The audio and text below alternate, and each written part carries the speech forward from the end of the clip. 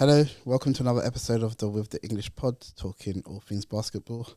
It's me, Kof, your regular host. In the studio today, we've got my boy Kane. Yes, sir. And my boy D-Boy. What's good? Good. As I always like to start, good week. It's been a decent week so far. I've come with about 17 different layers on, but like, what's new? Doing Brit. My Knicks are out.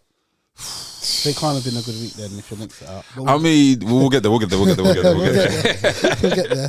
How about you, D-Boy? Same thing, decent week. Just been seeing like little snippets in season tournament is the main conversation. So yeah, man, good week for ball, man. My boy, I flopped last week. Fantasy, but yeah, we'll get to that. We'll get there. Can we delay that to like? I feel like we should do fantasy. The week by week is a bit tough. I know, Like right? on a Nah, month, tough, bro. on a month by month basis. There's a different matchup every week, bro. So yeah. Anyway, as you all know, the in-season tournament has started. The quarterfinals were over the last 2 days. I want to start with the East. First matchup was Celtics Pacers. I think last week when we were here, everyone was looking like Pacers were the underdogs. They were like the dark horses, but most people thought Celtics would win. Just for people that don't know, I'm not very high on the Celtics at all, and I haven't been high on them for a very long time. And that game, so the way I see the incidents on the tournament, it's sort of like a one and done, do or die, game 7 type vibe of a game. And I always think that Celtics, whenever they get, in recent times, because Celtics in the past, they would get to those games and win them. But in recent times, whenever they get to a point where it's like they should go on and win this, there's always something that happens where they don't. And like the Pacers just outscored them. You know, and I said it last week that Pacers play fast basketball, it's run and gun. They have Halliburton, who is crazy. He's making threes like he's Steph Curry. But you know what I mean? So it wasn't weird to watch, but it's like watching it, I was thinking Celtics have got this, and then all of a sudden Pacers hit them with a flurry and they were done. I think a lot. If I was going to put blame down to one person, even though it's a team, basketball is a team game, I'm always going to look at Jason Tatum and think, what the hell are you doing? Like, you need to be the guy over there that takes it over. Now, I know in past there's been conversations about Tatum and Brown, who's 1A, who's 1B, are they both the same level? I think it got to a point in the season where we realised, okay, Brown can go off, but Tatum is your guy. If Tatum doesn't take you, you're not going anywhere. You know, they traded, they got Jarun and everything, but so it's like, what can they do to get better? Because in-season tournament, obviously, it's not the main chip, but for me, it's a guide to like the teams that will be there or thereabouts, and that when you got a big team, they should be trying to win that, you know. So what do you think the Celtics can do to get better, to get there? Well, to be honest, the Celtics, they're out now, aren't it? Yeah, they're out. Yeah, so like if we're talking about in-season tournament, like let's forget about Celtic, they're done. Do you get what I'm saying? I feel like the focus should probably be on how the heck do we have the Indiana Pacers in the semi-finals? Yeah. But that's because the Celtics didn't get it done. But like, as much as you say that, and you know, I was the one person on the panel last week who did mention the Pacers actually, they're the underdog. Beating the Celtics? Yeah, because I feel like with the what they have is we all knew how good Halliburton is or how good the talent was, right? Maybe we didn't see him taking the jump this year, but we knew the jump was coming at a certain point. I do think if you actually look at the talent on their roster, and I made this point last week, is actually outside of potentially more defensive-minded players, especially at the wing position, especially at the center position. But in terms of like scoring, their ceiling is so high. You've got obviously Halliburton, you've got Buddy Hield who can light up from the perimeter. Proven. You've got Obi Toppin, who I think the issue in his case was that he came into the league at 21, 22. I think he'd done 4 years in college, 4 right? years, yeah. And then he comes in, he gets drafted reasonably high. He's a top 10 draft pick over at the Knicks. And we're finding out, and I don't want to make this, we're going to get onto the Knicks, I'm sure, in a second, but his time in New York, yes, you got Julius Randle ahead of you as an all-star, but he's always been a scorer, and he could score at least 2 levels, right? Obviously, we know what he can do on the inside, in transition, but like he can actually shoot that thing. I wouldn't call him like a sharpshooter by any stretch of the imagination, but considering how he can shoot for a 4-man, he can shoot really, really well. Then you've got Miles Turner, then you've got the rookie that they had from last year, who's not rookie anymore, Mathurin. They've got a lot of talent. They've got a squad. Right, so now it's a case of, all right, how can you compete at the highest level? They've got Milwaukee, obviously, in the next round. Is it the game tomorrow? Yeah, the game's tomorrow. So now we're able to see, okay, how do you offset the scoring? How do you defend against the competitive teams? And are you able to replicate the free scoring against tough defensive teams? Obviously, we would compare Celtics as one of those teams in the league in terms of, a tough defense. But, I'm sure we'll speak about the tournament as a whole over the next few weeks, or at least over the next week or two. But to Kove's point, I think it is really, really a really good move so far by Adam Silver and obviously the league by introducing something that's going to obviously keep fans interested. Yeah, I think the in-season tournament is a genius idea. I think at first, I'm not going to lie, it baffled me because I've never really, with the NBA, we know it takes a while for teams to, we've all been conditioned to know that you play one game, it's not the end of the world, especially in the pit. Obviously, postseason, that's how it works. Even if you lose a game in the regular season, you'll be like, all right, cool, we'll meet again at some point. Do you get what I'm saying? But to create this setup where it's like one knock shootout, where everyone's glued to the screen, where it's like this one, obviously you're going to play other games because it goes towards your 85, 82 games. But, you got to take your hat off to Adam Silver and the team that put that together. I think it's been dope as well. I'm not too sure about the courts, the way they paint the courts and that confuses my eyes, man. When I see that, I really don't like that. I don't want it to keep it. I don't want it to don't keep it in normal courts. Yeah, it doesn't make sense. I mean, I guess come from my perspective, obviously what I do for work, being involved in the whole kind of creative artistry type of thing. You like it, innit? Well, there's that too, but also I look at it also from the case of the young fans, and when you play 2K and stuff, it's all about customization and making things different and stuff like that. That's fair. It is. I mean, it's bright. Yeah. I've seen a couple courts maybe that's the old man in me talking, but very, very bright lights. Yeah. Okay. Cool. So obviously, as you said, Pacers are through. It's a shame for Boston because I feel like they need to win. I feel for that group of players, they need something. They need to win something. I can't see them winning. It has to be something tangible. You saw the big deal when they even got to Eastern Conference, where they made it through the East and they played Golden State, and that was the first year that they introduced the MVPs for the conference finals. For the conference finals, and even that a little bit of conversation around that. But it's getting to that point now. It's not 2018, 2019 no more. You ain't the baby. Yeah, exactly. Celtics anymore. You ain't facing LeBron, old man LeBron in the East anymore. He's in the West now. Really and truly, even you got Milwaukee, you got the Heat, and you got a couple of other teams, making the rise up. But Celtics have been in position as arguably the most consistent, or two of the top two most consistent teams in the East for the last 4 or 5 years now. Yeah, I feel like I don't want to judge the Celtics for how they've performed in the play-in. I feel like because this is the first time in season tournament, because I feel like this is the first time we've ever seen this setup in it. So I feel like we'll judge the Celtics by, let's say, after the All-Star weekend, we'll see how they are, what are they now? Are they third, fourth? They'll be first. They'll have 1 to 3, but I'm sure they're still top 2. Because Orlando Magic is third, right? Magic is third, yeah. Magic third. So whatever they are now, what position they're in right now, I don't think we'll really know what the Celtics are made of until after the All-Star game. So, but I know that there's been a lot of conversations around what can they do as far as they've reached a level of maturity now, as Kane kind of alluded to. Everyone's always saying, what's happening with you guys? What's going on? You've like you mentioned before, they've got Porzingis, they've got Drew Holiday now. It's time for them to really show up. But I think we'll really see what they're made of. We'll really see what their DNA and what that setup does in the postseason. That's when we're really going to see what Celtics are made of. Right now, we can't judge anyone with what's going on with the in-season tournament. I don't think. I'm about to judge the Knicks, but we'll get there.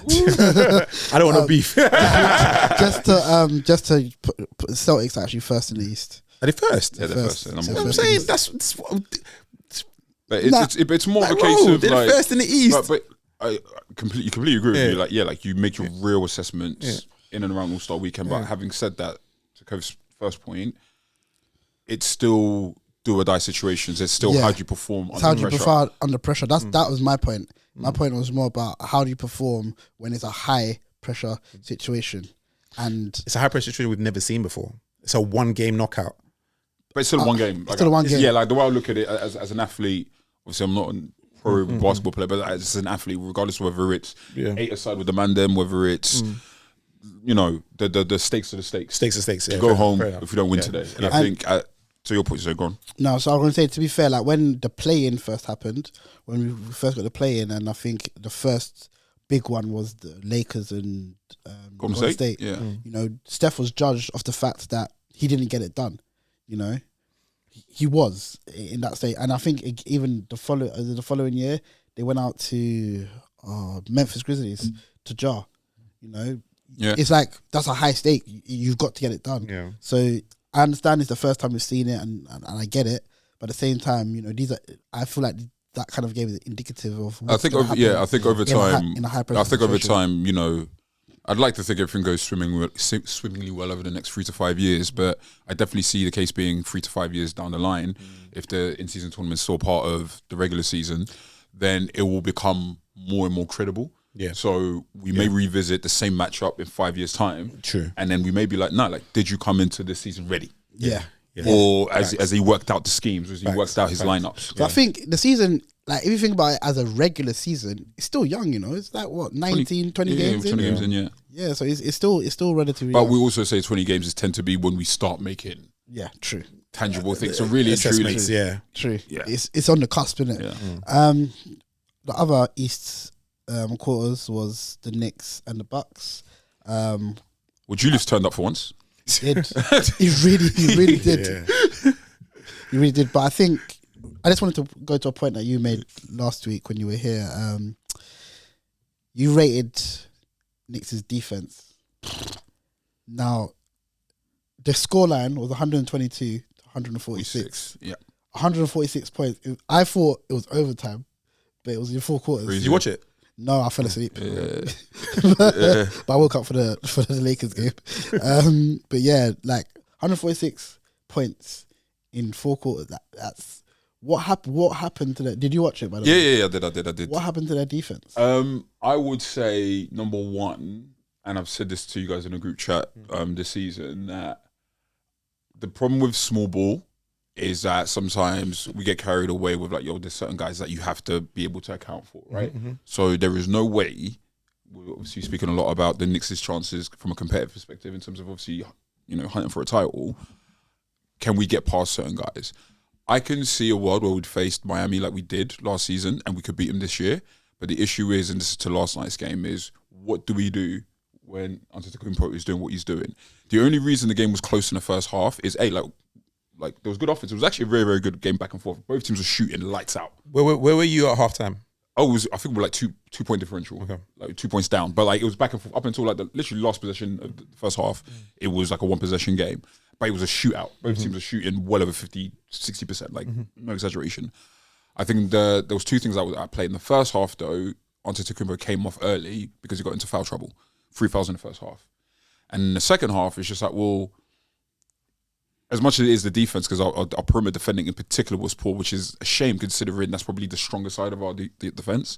IQ, Grimes, Barrett, and other role players that can defend on the perimeter.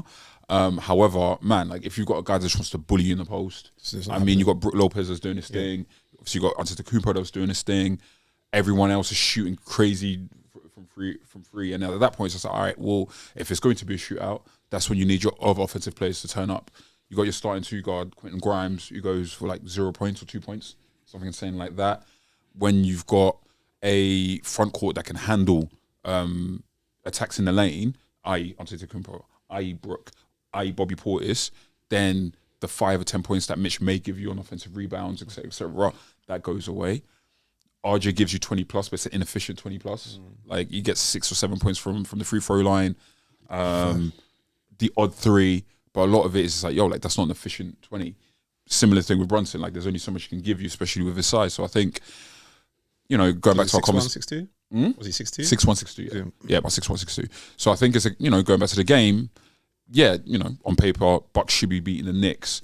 But I really, really took on board what everyone was saying on the pod last week about, okay, well, we shouldn't just judge success off just winning, depending on what franchise we're talking about. Yeah. So if we're talking about the Knicks, it's like, well, I'm pretty sure we actually have the most difficult schedule, if not upcoming, throughout the rest of the NBA season, in terms of obviously the teams that we're playing. Oh, the teams are playing. Yeah, and it's like, all right, well, we should be beating the below 500 teams.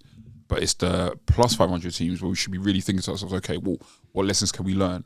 I think one big lesson that we're learning right now in terms of the players that are just like killing it, maybe not to last night's game, but in general, like Dante DiVincenzo is doing really, really well. Seems like Julius Randle maybe turning a corner against the better teams, which may puts in He a had good, he had a really like good he was had a insane. brilliant- yeah, He like, was he had a insane. really good He was game. perfect. He was perfect. Like, 41 points, was crazy. of ridiculous efficiency. Yeah, You he know, had a really good and it's game. not against a slouch of a defensive team in Milwaukee. So, I think, I guess moving on the conversation from the East, well, the next step of the East, obviously Pacers and Milwaukee, it's just all right. Well, again, we're learning what can Indiana do against the teams that are looking to win. Yeah, exactly. You know, Taking it to now to the West, and the first quarterfinal was the Pelicans and the Kings. Do you know what? I think that game went to script. The only thing that I didn't think happened, which I thought would happen, is Zion didn't Yeah, he didn't really play well. He Didn't turn didn't up. really turn up. yeah. He didn't really turn up, but it was 127 to 117. I mean, who you expected to go off went off. Sabonis went for a triple-double. Fox had 30. Monk had 21. Like, I think both teams did exactly what they were supposed to do on both sides. I watched a bit of that game, and during the commentary, one of the commentators, obviously it was a Pelicans-based commentary, so it was a bit of tongue-in-cheek, but he said that Pelicans are probably one of the deepest teams in the league right now. And he also mentioned something that they've got a lot of guys who did 4 years college basketball. So it's not they're not sort of your one and done guys. So they actually had 4 years of looking at these players and how they play in high pressure situations and brought them into the teams. And he said that, I can't remember who their GM is, but they've probably drafted the best out of all of the teams in the league at number. I would argue that maybe OKC run them close for that. But when you look at it, they've got guys like Jose Alvarado, who, I think he went undrafted, in fact. But when you look at him, you think this is a great player. He comes in, he brings energy. Sneaky. He's very, very sneaky. I think he had like 9 points, 4 rebounds, 3 steals, or something like that. So I think the Pelicans did I think that game kind of went how it's supposed to go. But what did you guys manage to capture it? What did you guys think? Yeah, like, Oh, go on, sorry. yeah. I think for me, my takes are it wasn't so much like the basketball per se, because you expect it could have gone either way. I mean, I went with the Kings just because I felt like they just got more momentum and there's more. The star power that they have is more ready. Obviously you expect Zion to do what they're doing. Obviously BI, CJ, so on and so on. But like if you're talking about the top 2 players from across both franchises, you're going to go Sabonis, you're going to go Fox. Having said that, though, I guess my takeaway from that game and seeing how they're going to match up well with the Lakers is, all right, in the crunch time, who are going to be the guys that take you that step forward? Obviously, CJ's got plenty of experience, but does he have the game? Does he have that aura where he could maybe go for one game and... I think he's just coming back from injury as Yeah, well, though. He's just coming back from injury. And BI went off that game. BI has grown up. Yeah, finally. BI has grown up. But Zion, again, another example, he could go crazy, obviously, this week against the Lakers, but my question with Zion is always going to be up until the time shows us is, all right, in the big games against the biggest team, again, will you turn up? Because I think it's not so much of his ability or his mentality. Obviously, we know what's been happening off the court, but it's just like, have you been in those positions where you're not just the automatic most dominant player on the court where you could just take over and win a basketball game? The question really is, when you're playing against a LeBron, when you're playing against Antetokounmpo, potentially, Pacers, I don't know who on the wing they have that could stop Zion. So potentially if they beat LA and then for whatever reason Indiana beat Milwaukee, then maybe that will be an opportunity for us to see what Zion could do in like a really, really crunch situation. Because for me, the last time he was in that March Madness when he was at Duke, and they ended up losing in the finals. I think They lose in the final. Yeah. They didn't win. They got to the final. I think they got to the final. I I can't remember. Yeah, I think they lost in the final 4. They went to the final 4. I knew they were in the final 4. So my thing is like Zion got 10 points, but they only used him like 27 minutes, which I'll be interested to know what. I didn't watch a game, so I'm just looking at the box scores. So it'll be interesting to know why they didn't use him as much, but he was extremely efficient. And he might have been in foul trouble early in the first half, I think. Was he? Yes. Okay. And Valanciunas was actually working. He was going off very well. Yeah. So I feel like it was more of a coaching decision to, this is how the game is going. Yeah. Let me leave this guy in. But yeah, that's fair. I'll be interested to see how that game goes against the Lakers. Just going off your take last week, We're getting there. I can never bet against Bron. I mean, I learnt my lesson, man. Yeah, The all guy learning is, you know, lessons. you can't bet against the guy. You know, in a one punch situation, high pressure situation, who'd you put your money on? It's Bron. I mean, Cool. Well, I mean, that takes us firmly into the last quarterfinal, which was the Suns Lakers last night. The game I woke up for to watch. He's different, bro. That guy's different. Like, He's different, bro. him. if you watched it, if you watched the pod or listened to the pod last week, you know I said that LeBron defies logic. I just wanted to read out his box score from last night. Right, he had 31 points, 8 rebounds, 11 assists, 5 steals, 2 points away from a triple double. two 2 rebounds away from a triple. two rebounds away. But you know Crazy. what was most amazing about that is that through 3 quarters, I think he had something like 19, or no, less than 19, about 16 points, maybe.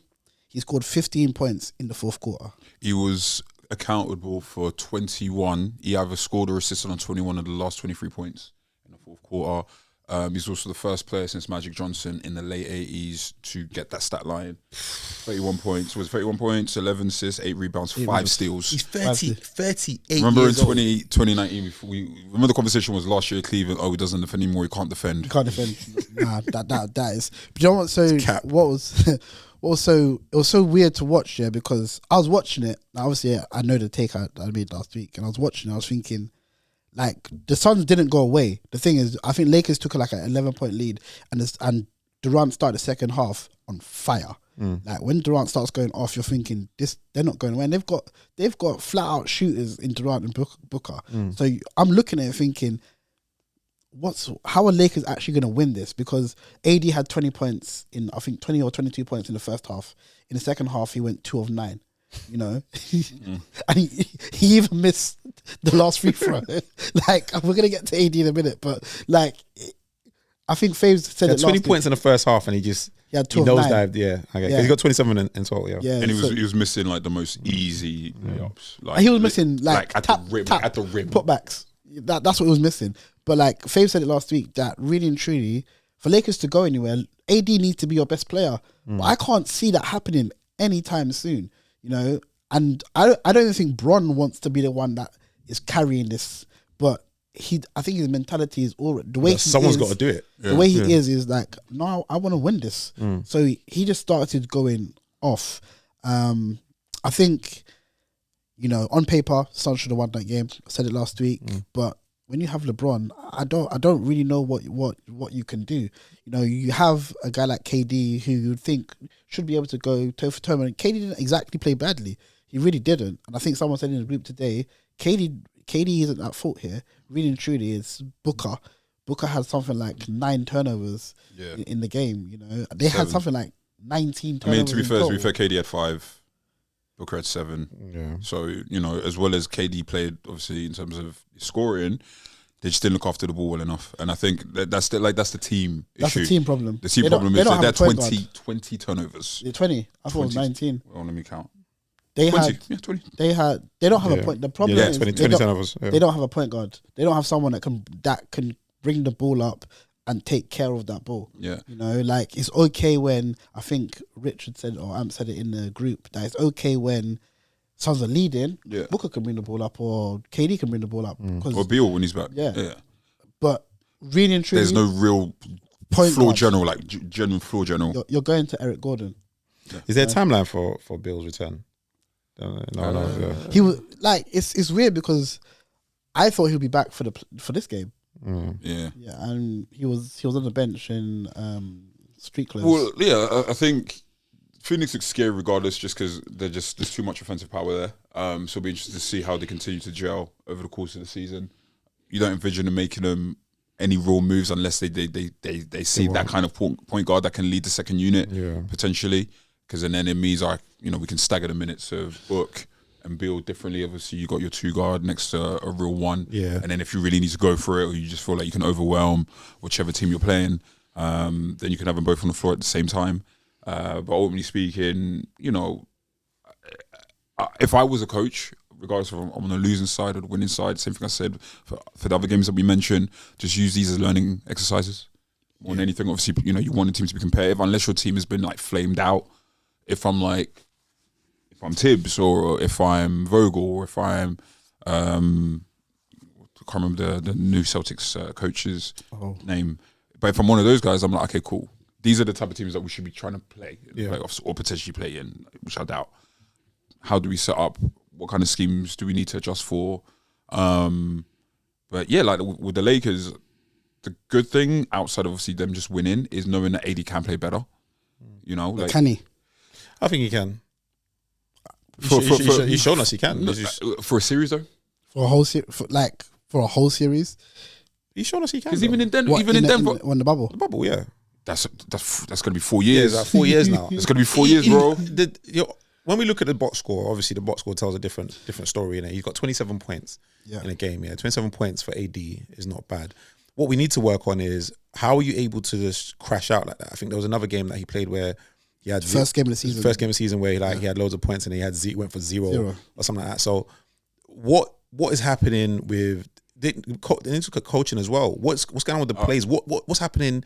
What's different in the first half as opposed to the second half? Obviously, I'll be real with you. Sorry to cut you. Just I don't want to lose No, go this. to. Just to your point, I think one of the biggest differences I've seen from that first year in LA, and even if you want to compare it to his time in New Orleans, is that there's another big body in there that's playing regularly, that's taking the attention away from AD. yeah, And I feel like like he had McGee, but he also had Dwight Howard. yeah, You know, and then I think when you've also got LeBron actually playing the one, and then if you've got Rondo, whoever, you've got two actual floor generals that know when to look for their alley-oops, know when to look for you in the pocket, know when to miss me out, know when to potentially get you on the perimeter, or just give you.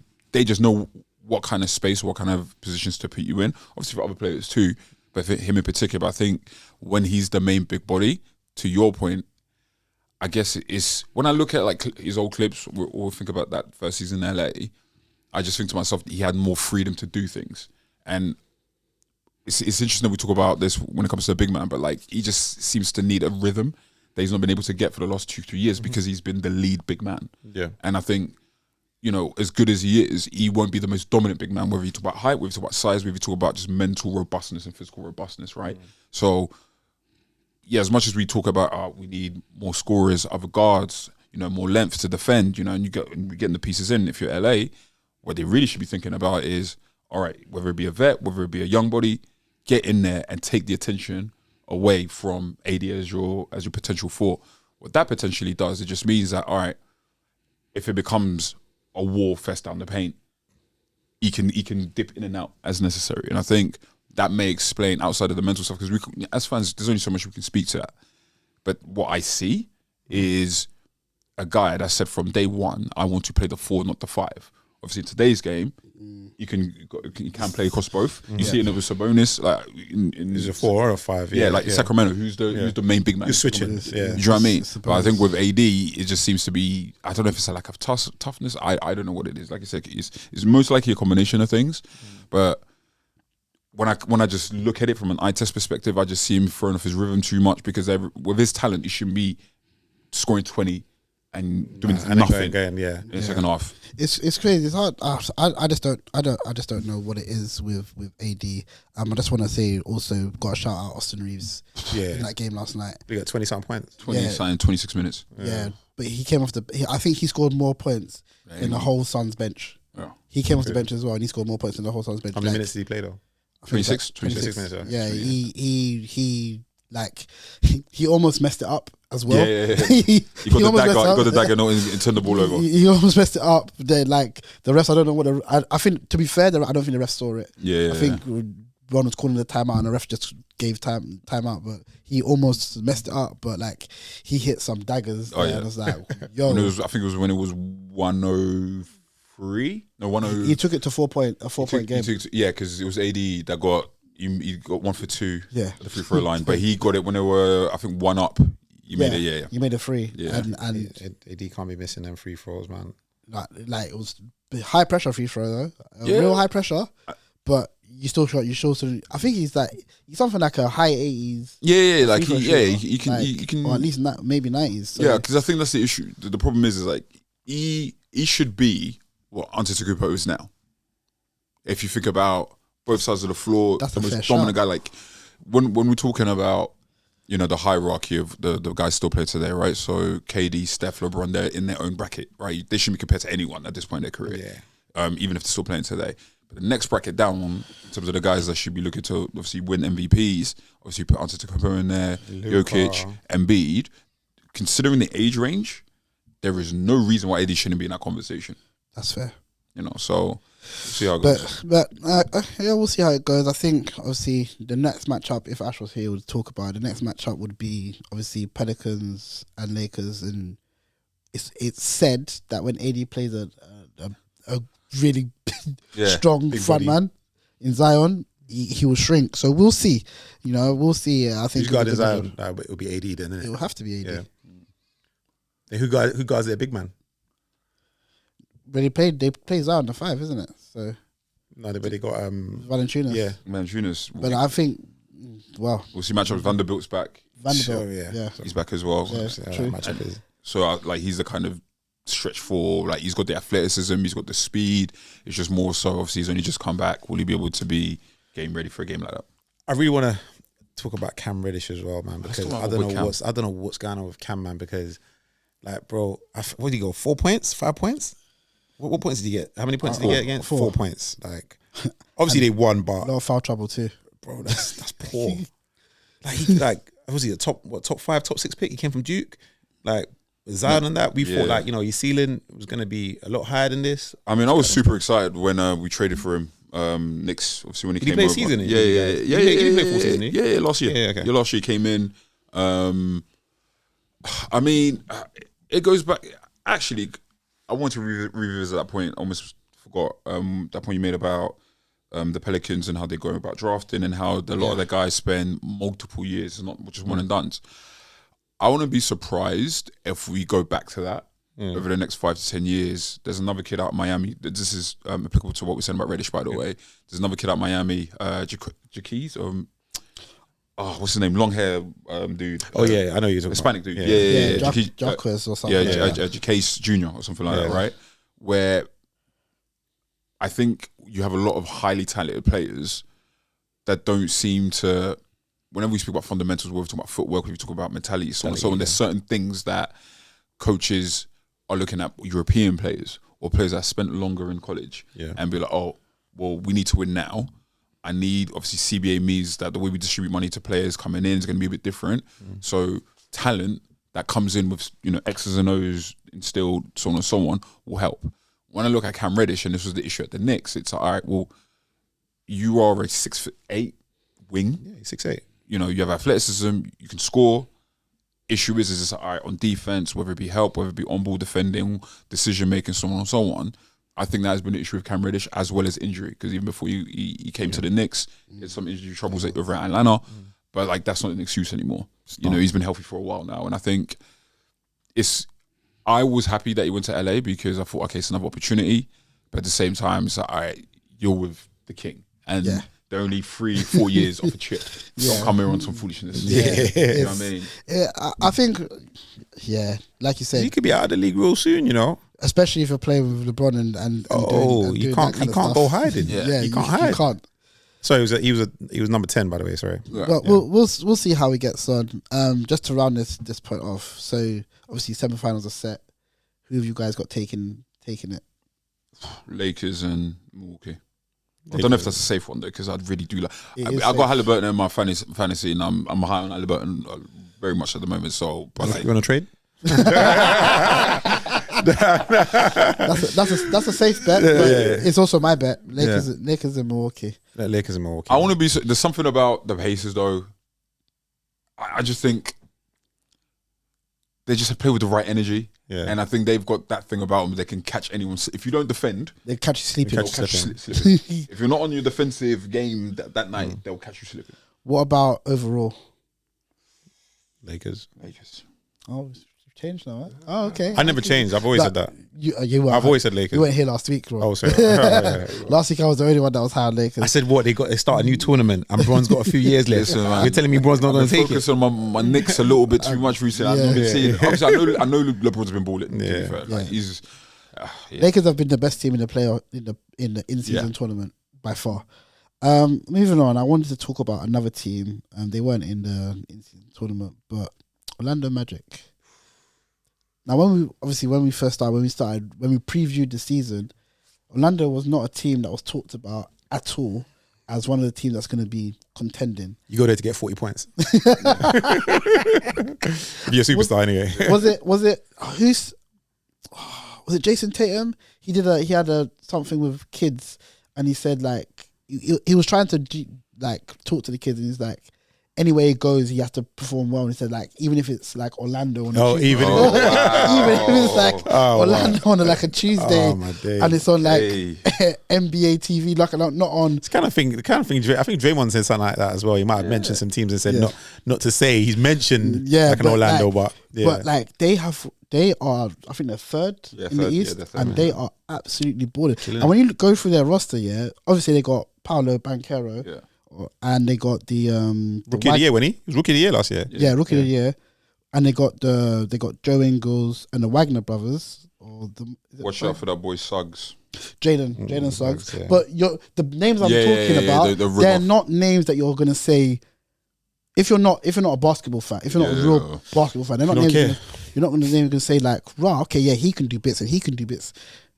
But they're third, and they are, like we said, they're 20 games in, so it's a fair judgment on them. Like, do we think they are the real deal, or is it sort of like a flash in the pan? 20 games in, they've had a good schedule as well, so maybe they will start to tail off. What do you think? I think like 20 games in, you've got to start paying attention to them. Really and truly, if you're talking about the real deal, you're talking about what their ceiling is, right? So obviously it's easy to talk about Banchero, but I think it's also talk about, okay, what's the talent, like what's the supporting cast, and like where can they go?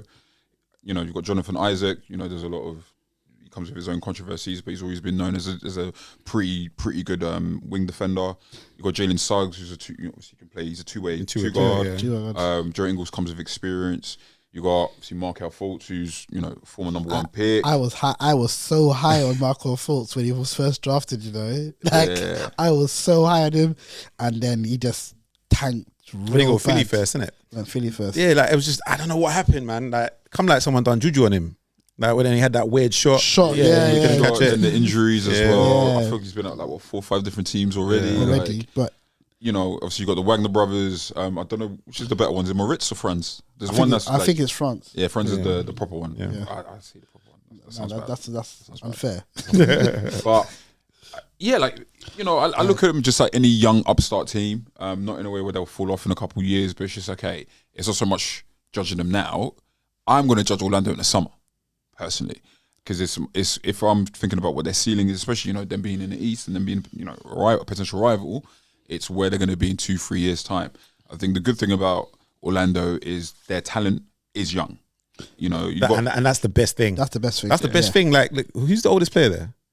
Like Markelle Fultz. Literally the oldest player there. Like, bro, he was drafted like CC. Joe Ingles. Joe Ingles. Yeah. But I'm saying like, but he's the only player on that roster that's over 30 years old. That's crazy. That's crazy. I don't forget, we've got to shout out this guy, Cole Anthony. Cole Anthony. He's a baller. Yeah, he's a baller as well. He's baller.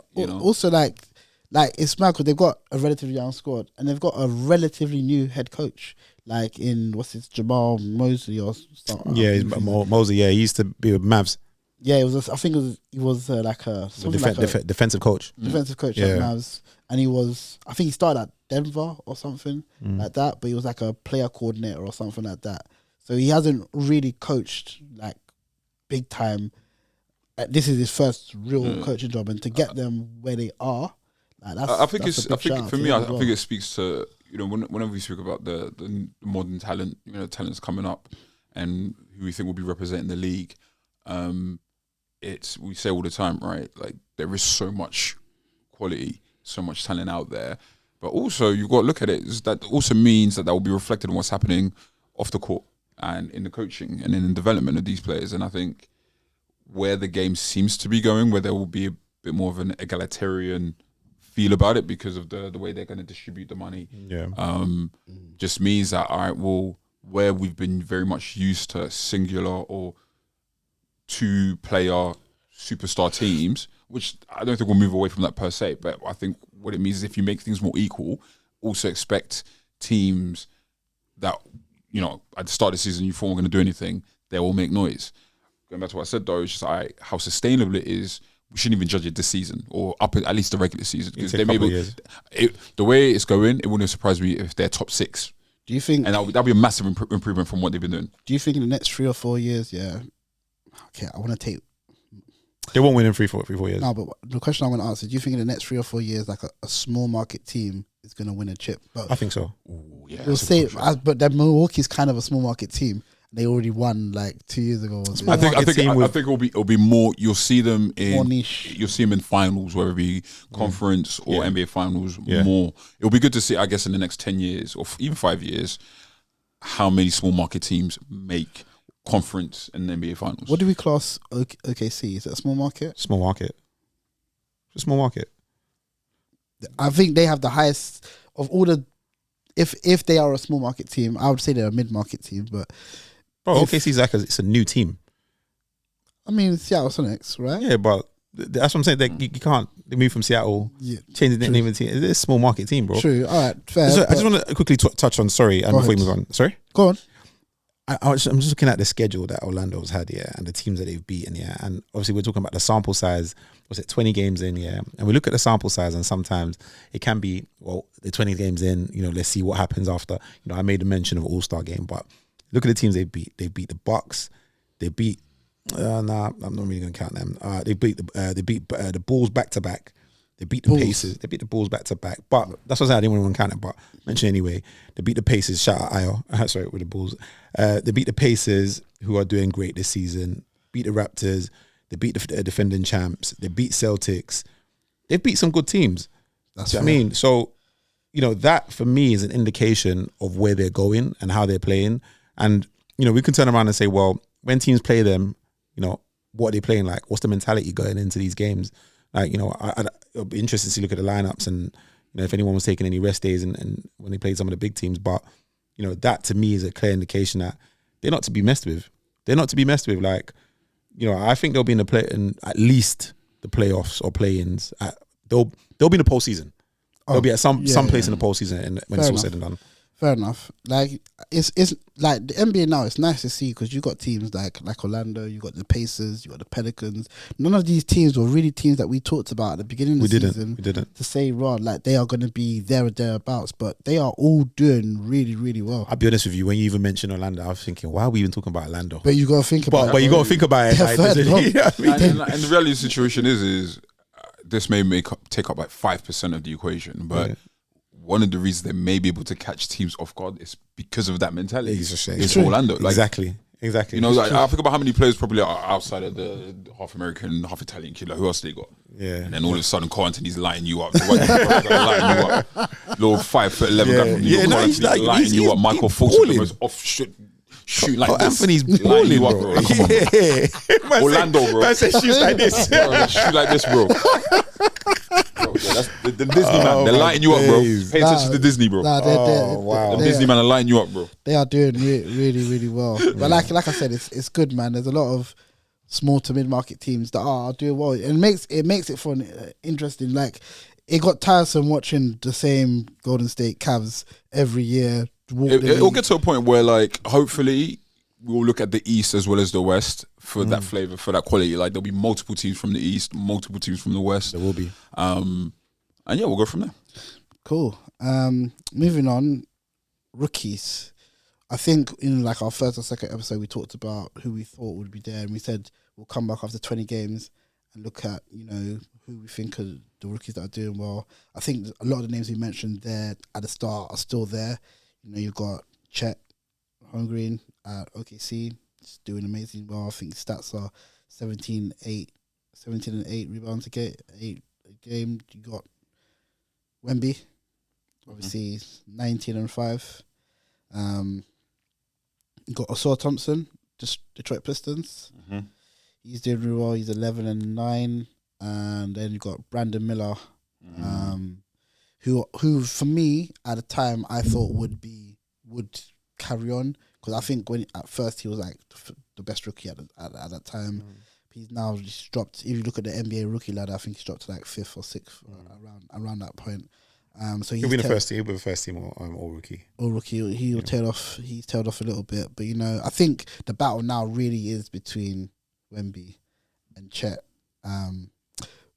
I don't know if there's anyone else that can really. I can't see anyone I breaking. don't see no one's pushing. I think all the other rookies are a part of their teams. If you look at the NBA ladder, so if you would name the names, obviously to your point about New Orleans, you've got Jordan Hawkins. Oh yeah. You've got Jordan Hawkins, you've got Sar Thompson, obviously at number 4. You've got Brandon Miller, who the 2 games I think they played each other 3 times now, but the 2 games that I've seen against Knicks versus the Hornets, they were like pretty much neck and neck until Brandon Miller came off. Okay. So Brandon Miller, I didn't realize how tall he was either. So like his game. But was that when either Terry Rozier or LaMelo was out? No. They were in. Okay. Yeah. So like he was balling alongside them. Okay. So it's a thing of, if you just look at it isolation, not necessarily comparing to the other top rookies, it's like he's actually doing pretty well. Like he's averaging 14 points per game, 4 rebounds, 2 assists. But to my point, that Miami kid, Jamie Jacques Jr., he's going to be a kid when it comes to postseason. Everyone's going to be like, where did he come from? Because like the way he plays, he's actually got a very old school game in a way. You could tell like, okay, he spent 4 years in college. He knows how to work his angles. He plays super high effort both sides of the court. Reminds me a lot of I watched Showtime, the LA Lakers show on HBO, and obviously I'm too young to have watched them play, but like Kurt Rambis for the LA Lakers, like all action, will play dirty for 48 minutes if necessary, but can get you a few buckets if necessary as well. He's someone I can see, obviously with Bam at the 5, him at the 4, you know, Jimmy at the 3, Tyler Hero at the 2. Like he's going to be a big part of. How many years was he in college for? 4 years. Yeah. He reminds me like he came out in the 70s, man. Yeah. Like the way he looks as well. Yeah, like his look, everything. Like I saw him play Yeah. just that one game. I was like, yeah, I'm having him. I do wonder what happened to Scoot Henderson. I know he got injured, though, Yeah. but Scoot, like, he was meant to be that guy. He was meant to take over, like, especially Dame left Portland, Yeah. and I know he got injured. So I think he was out for 7 or 8 games, but 9 like, games, even before that, like, it wasn't looking very good. But again, he was he a one and done guy? I don't think he even. No, he was. I don't even know. He was, went to he went to league. What's it called? NBA Ignite or whatever. Yeah. That thing is program, so. okay. So he was in that program. Talking about Wemby and Chet, yeah, it grinds my gears, yeah, and it goes back to when the Ben Simmons, yeah, I just don't understand, yeah. And I know I mentioned it before, but it grinds my gears, bro. Like how a player can get drafted, like redshirt a whole year because you're injured, use all the NBA facilities, but still get considered as a rookie. As I said before, bro, he did not play a game. Doesn't matter. He's got resources. He's got NBA resources, played around NBA vets, played around NBA players, had the NBA facilities to help him train. Bro, NBA is not just be on the court and play. Everything else that you do, all the training that you get, all the support that is around you, like Chet should not be in the conversation.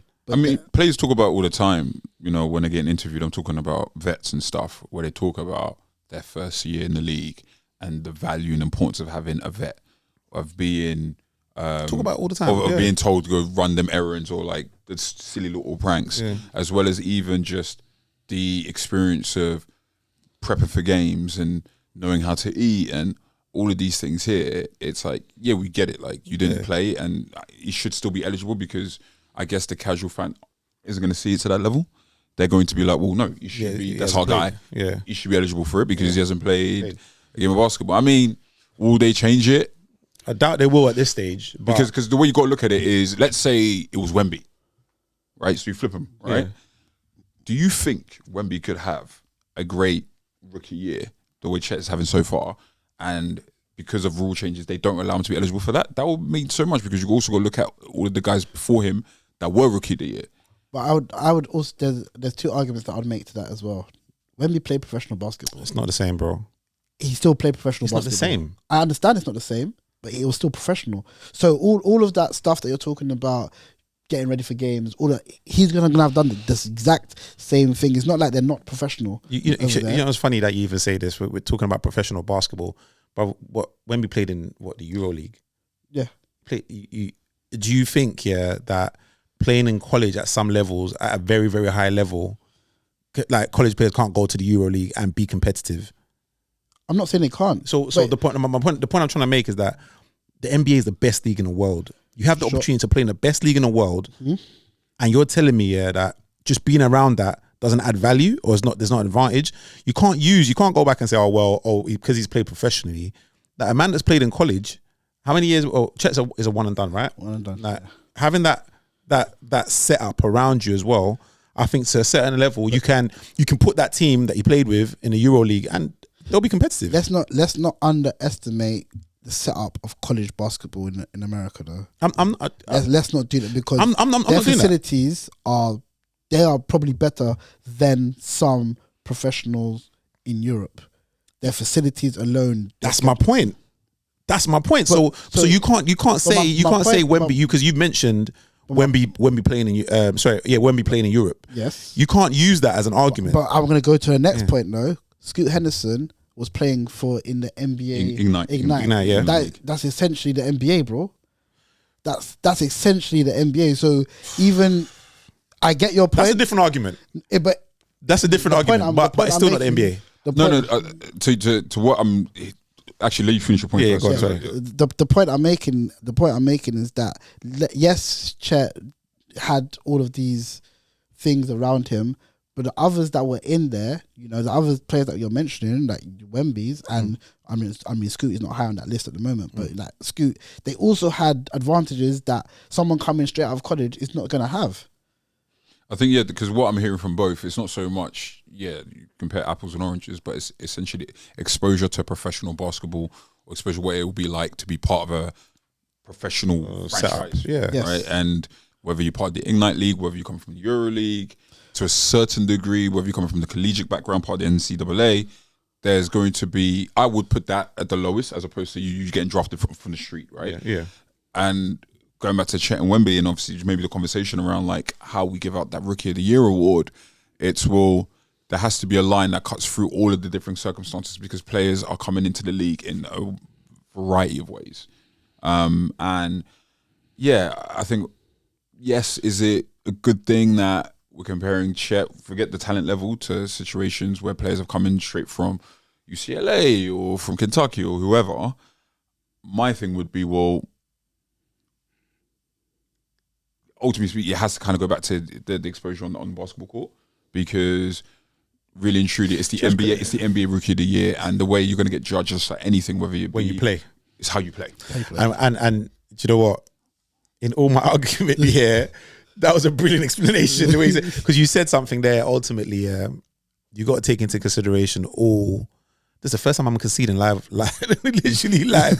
But when you take into consideration all the different methods, and all the different ways you come into the league, and then you look at it's just too much to consider. Yeah, it's just too many different ways for you to break down and say, okay, well, this and that. But then I'm still kind of on my point a little bit, but I'm kind of drawn that way a little bit more. Yeah, I found out yesterday that Draymond Green was best friends with the guy whose dad used to run the Detroit Pistons, and when he was a kid, he used to hang out in the Pistons locker room with Hamilton and Rasheed Wallace. Look his exposure to basketball to the game, from early. Fair enough.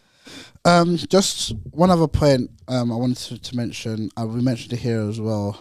Mikey Williams, he got off. Happy for him, I'm so happy for him, but I hope he takes. Just speaking of rookies, I hope he takes the fact that he's got out of that situation to go back and focus. I'm gonna get on my Jason Whitlock bag right now. I'm not lie to you. Focus. Wait, I got to hear this take. I hope he goes back and focuses on basketball and stays away from all of that madness. I don't know what it is he was in, but whatever he was in, I hope he stays away from that, man. Listen, I don't know whether it's a question of should we be knowing all of these young athletes before they're old enough to get on the PS5 without supervision, because it feels like Michael Williams, if he was in the league when we found out his name, he'd be a vet by now. It's true. It's true. That's true. I don't even know. We've been talking about Michael Williams for a few years. For years. But we live in an age of social media. We live in an age where everything is recorded, videos go viral. That's the age we live in. I would have to obviously do more. There's a lot of players that have been in trouble for a lot of things. Obviously, Brandon Miller was in trouble for some stuff. Allen Iverson was in trouble for stuff. Iverson went to jail. I don't want to. And he's a young. That's another young black man that we're talking about. Whether he's stateside or it doesn't matter, right? But at the same time, I'm looking at it bro. like the brand that you put yourself out, like you put him, the brand that he's put out of himself, you know, in terms of essentially being a rapper that hoops. Yeah. That's what it feels like. Yeah. That's exactly what it Rapper is. that Yeah. hoops, right? And at that point, I've got to think to myself, yeah, I want to give you the benefit of the doubt as a young athlete, but I've got to think about, okay, what's your circle like? Who's mentoring you? Who's giving you advice, right? You can't go too hard on, like, you can't take it easy on, let's say, a Ja Morant, and then act differently with someone like Mikey Williams. But at the same time, it's just like, there is too much talent at the same age profile, same generation, that take the game seriously. Yeah. When I see the Thompson twins getting interviewed pre-draft, I'm seeing how passionate they are about the game Serious guys, you know. and how serious they take it as Yeah. professional, not just as fans of the game, as professionals. Yeah. When I'm seeing the trouble that Mikey Williams is in, this isn't a guy that's already made it in the league, and there's already a narrative around the like. I can understand why people ride for Ja, because yes, whilst he does make mistakes, it's at least he's already put himself in a position where he can even do something like that, right? Yeah. Mikey Williams, I don't even know if he's hasn't even done had that yet. He's even had a dominant college career yet. I genuinely don't even know. I think he's. What's the highest ranking he's got? Like, was it 10th, 11th? Yeah, something like that. Like, he's not. I don't think he's broken the top 10. To be honest, like, if you check it, I don't think he's broken the top 10. And my like, thing is, yeah, like he break. Sorry to cut you, bro. Yeah, like, sorry, like, all right, bust case, great. What's that going to mean for the league? Because the way I look at it, as much as we're talking about the young talent, what impact are you make? If you were to make it, what kind of impact are you making? True. That's a fair point. You know, so it's just like, I guess the conversation is to the general basketball community is how much attention should be given to Michael Williams, because for all intents and purposes, the only reason we give him as much attention as we do is he is one of the early young basketball figures to have really bust the social media thing. Yeah. He's a social media star Yeah.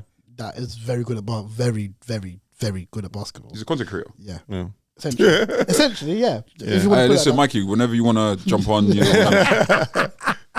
saying that. Cool. Moving on. I want to talk fantasy. Oh man, Lord have mercy. had a horrible week, man. So standings are, I think, Why do you always have to read out the standings? I'm not gonna read. You trying to embarrass me or something? Dio is lost. I'm joking, but like I think Amps had his first loss last week to Drev. Fabes was beating me last week until the last. I don't I even think look at. I'm last week. even doing the check right You now. got to buy. you had a buy last week. Yeah. Yeah. No, I got beat last week. I think my buy is this week. No. He's got to buy this week. I got Oh, my you buy buy this this week. week? Yeah. Oh, you got beat I had a last match week. last week. Yeah. So we're going well. Conspiracy got his first win, but that's Like, no, that was his second. I think that was his second win. Is Was that it? his first win? No, his second win. I think he hit. Let me check. That was his second win. But Oh, his second win, yeah. yeah. So to be honest with you, that cons would have still won, but there was a day where I forgot to do my changes, and that day I got so much points On the bench. bro. Feel sorry for you, bro. I had so much points on the bench, but you know, I looked at the maths, I looked at the numbers. He would have still beaten me. Fair enough. He would have still beaten me over the week. It's interesting though. Amps keeps moaning in the group about IR slots and stuff, but he's moaning, but he's actually top at this moment in time. So I don't really know what it is that he's actually moaning. Abs is about. like that ex-girlfriend that tells you she's going to leave. She'll come back from work and she's... Sorry, bro. Wow. I'm getting used to this point stuff again. I'm just saying. He's gonna be on to you, bro. He's gonna be on to you. I can't wait I'm for just next making season. sure he's on the next pod I next week. can't wait for next season. Actually, He's make gonna sure be there on. is a. I want to make sure all the. I'm talking loud for someone who's like at the bottom of the standards right now. I can't lie to you. I might as well get my fun in with this fantasy chat somehow, bro. Finally, I'm just gonna make sure he gives you that work when we have that match up. he's gonna be on He's to threatened this to thing. leave a few times though. And he hasn't left yet. Yeah. Was he number one? Yeah, he's number one still. Shout out Amps. Shout out. Just finally, games coming up this week. We've got your Knicks versus Celtics on Friday. Do you know what? Yeah, like obviously it's starting to play for because it goes towards the regular standings. Like it wouldn't surprise me if we beat Celtics. It won't surprise me either. It wouldn't surprise me at all because I think Fair. like we've already played them. It was a close game. I think it was over at theirs as well. But typically speaking, Boston and Knicks, like they go back and forth. Like it isn't a usual blowout. Like we usually get at least one every season, at least one. So And yeah, it'll be good to see what the reactions are for both teams given their losses. on Monday, we've got the Timberwolves versus Pelicans. That's a good game. I think Wolves are doing really well as well. Like there's one of these, but they haven't like really had injuries. they've had a roster. It just depends on where the injuries come because from, I feel like they could afford to even like he gets a lot of flack and maybe I'm just running for my Frenchman at the moment, but like Gobert is balling right now, you know. He's in a shout for defensive player. You don't be hating on Gobert. The whole league be hating on Gobert, man. Nah, do you know what it is Leave about? him alone, bro. You know what it is about Gobert? Leave that man when alone. When it gets to playoffs, Yeah. he gets cooked. When it gets to playoffs, he gets cooked, and that is a problem. Let's see what they do this year. Then I think on Tuesday we've got my Golden State versus Suns. Before we end this, I like to talk Golden State. Let's actually talk. I've not had the opportunity to really to go to the state. Well, we ain't got long to talk about. If he's gonna talk that stupid take here, I'm gonna just walk off here. No, but do you know what? Charlemagne's take. No, I know. I just walk off. We'll wait to the GOAT episode for that one. All right, get ahead, But man. nah, we played Clippers twice last week, right? We beat them the first game. The second game, Paul George has something for you. just like in the in-season tournament against the Kings, we were up 20-something points. Oh yes, you're Upside. We were up 20-something points, and we lost. So on this, right? I'll try to make this You quick. went to bed after that, innit? Bro, I was so angry, bro. I was so All right, angry. so let me just get. But wait, let me finish. Do you know what made me the most angry? Is Paul George hit the dagger. Yeah, I remember that. I remember that. Smooth as well, bro. It was smooth as well, bro. Yeah, Clay on him. So, Yeah, Clay, come here. Clay's been chirping as well recently as well, bro. Clay's been bro. yapping. Oh my Like, I've days. never turned off a TV so fast in my life. Bro. Like, I think the interesting thing about Golden State is, we look at naturally their scoring, right? Steph isn't, his production has been his production, right? Even Steph falling off, he's still giving you a light 2021. That's a bad. 5. Steph is Steph. Yeah, Steph Steph is is Steph. Steph. Actually, the biggest reason, and I don't want to use it because it's not my take, but it made a lot of sense when I heard it, is the big factors to the decline isn't so much having to rely on Clay for extra points or losing Jordan Poole or relying on Wiggins. Is their defense has Nosedived. died. 100%. Yeah. 100%. Even Draymond, I think there's a game, that game or the game before, like he hit like 20, 25 points. Like Dre's actually been scoring. Yeah. Our defense has gone off a Non-existent. cliff. Like, Non-existent. we can score. Like, we can score. That's not a problem. Like, yes, there were times that Clay was having a slump and Wiggins wasn't scoring and Chris Paul wasn't hitting his jumpers as he was. But we started scoring again. But we can't defend. And that's our biggest problem. And even Golden State at the height of their powers, and this is even include the KD years is a bit of an asterisk because their attack was so insane that like it offset the defense. But even the pre-KD days, it was really their defense that set them apart because their scoring wasn't so insane. If you whether you want to compare it to other generational teams or even other competitive teams, it wasn't the gap that you may imagine it to be. Where the gap really existed was the defensive side of the game. And sometimes, I mean, we'll talk about it next episode. I say sometimes, like, because they're Golden State, they're Golden State, they can just outshoot everyone and just hope that their offense, like, bails them out. I think the gap in shooting has dropped as well. Yeah, and that's where the problem is. It's diminished. Crazy. If you think about players like Iggy, even if you talk about like Barbosa, Oh shit! like like you talk about players like What's his name? Automatic Sean Livingston. Yeah, you got guys that like on the other side of the ball, like they will. You see all those crazy third quarter runs. As much as like Steph let's slide it up or Clay slide it up, it's like we're going to shut you down. Yeah. For 12 minutes. Straight. Yep. And Exactly that. Maybe we're seeing the real decline of the dynasty. Like even pre the last ship that you won, that was more so guys were either hurt or coming back hurt. They should have made some trades this year. They should well, they did, but they weren't the right trades. They should have just tanked it all and just started again. Like left, you know what I mean? But I mean, they're not going to tank it with Steph there. That's what they're saying. They're going to keep going for it while Steph is in the team. And once he's still able to be Steph, I think you should still keep going for it. But I think also they're trying to like pay some respects to the guys that have done it for them. Of course, yeah. You can't trade it. Like it'll be very harsh to trade out Draymond or Clay at this juncture. I wouldn't be surprised if Clay and Dre are both gone by the summer. They got 4 chips. Why is it harsh? It's hard because don't you want them to end their careers there? Nah, bro. It'll be hard. It'll be hard for all 3 of them to end their careers. Yeah, bro. Because of the money involved. Their jerseys going to be in the banners anyway, like in the rafters anyway. So like, that's true. But that's it for today. Great episode coming next. Amps. Thanks for joining, man, and catch you next week. Catch you next week. Love, boys. Love, peace. Thank you. Peace. Cheers. With the English Pod, make sure you like, share, subscribe, share us on all your social media platforms, and each and every week get the freshest brand new NBA podcasting right here with the guys from the UK with the English Pod.